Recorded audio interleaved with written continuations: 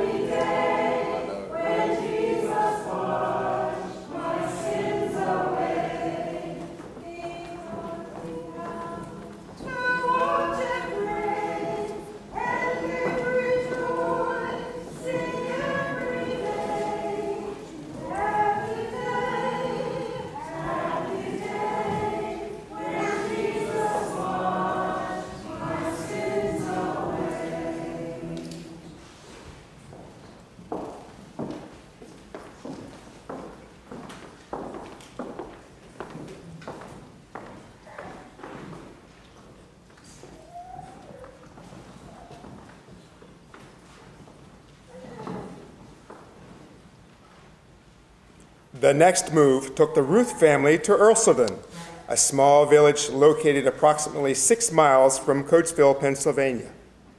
Samuel and Louisa had an opportunity to purchase a 20-acre farm and woodland.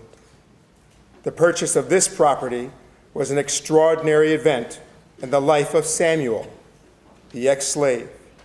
He felt a sense of joy, pride, and above all, God's blessings.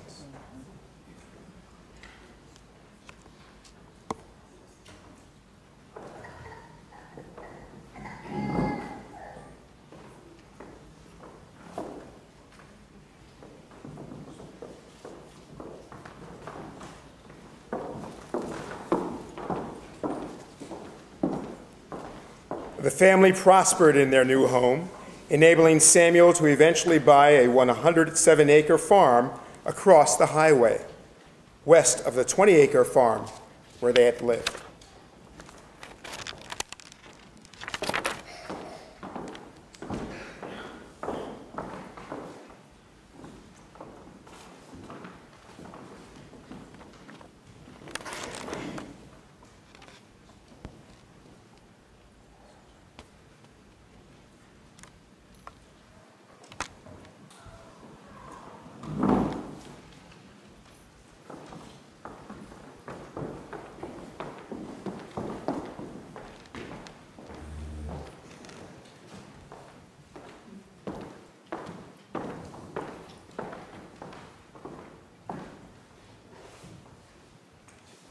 Is she alive? Is she well?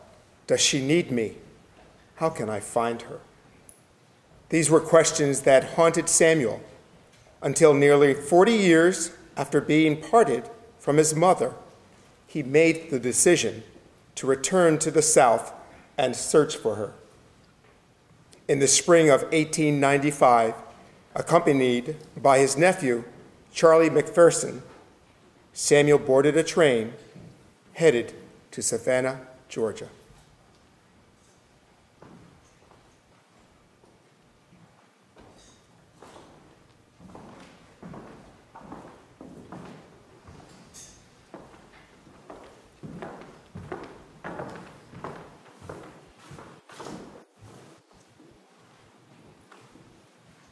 When they arrived, they went to the post office to inquire about the whereabouts of slaves who had survived the Civil War.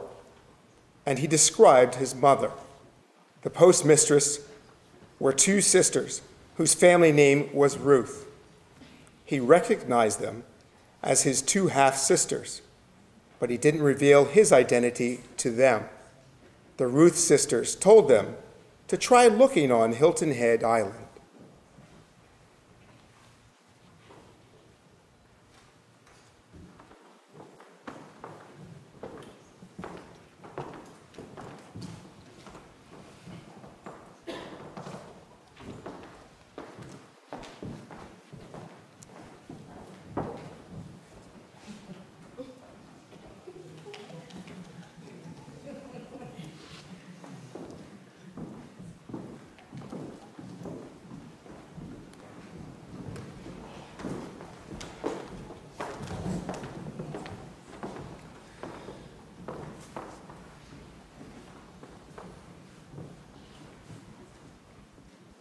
A friendly seaman with a small rustic rowboat was hired to take them across a body of water, which was a little rough at the time.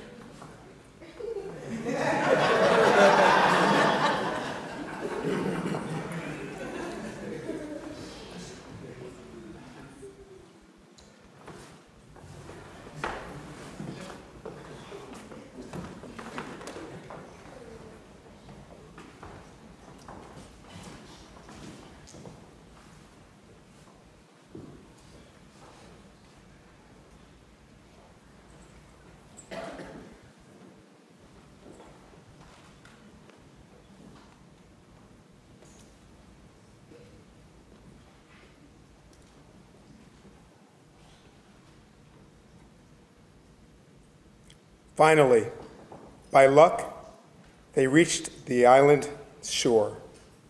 They pulled the boat up on the land, left the seaman asleep in his rowboat, and kissed the ground. After searching and inquiring, it wasn't long before they spotted a woman that looked like his mother.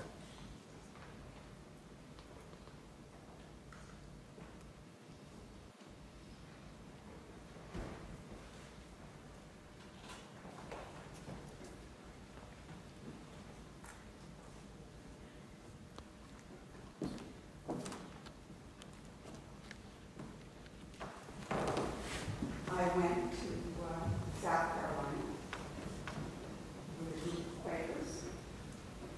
We went on a private beach. This man was laying into a family as the 40 acres and rule policy of the government supposedly instituted for ex-slaves. But this man has stayed in that family since then. What the group were doing were giving libations to the elders, to the former members of their family who had passed on. And so I didn't understand what they were doing, and I sort of went to the side to observe them. Suddenly, I was overcome by this incredible sadness, just paralyzed by this sadness. And I heard in my head, this is where it all began, the terrible times.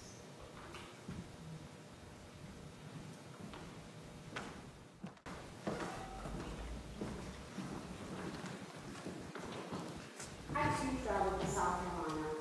After reading Great Grandmother Leah, written by your cousin Ida, I had a desire to attempt to retrace some of great-great-grandmother Leah's footsteps. So I traveled to South Carolina. My desire was to go to Beaufort, because Beaufort District is where the plantation had been located.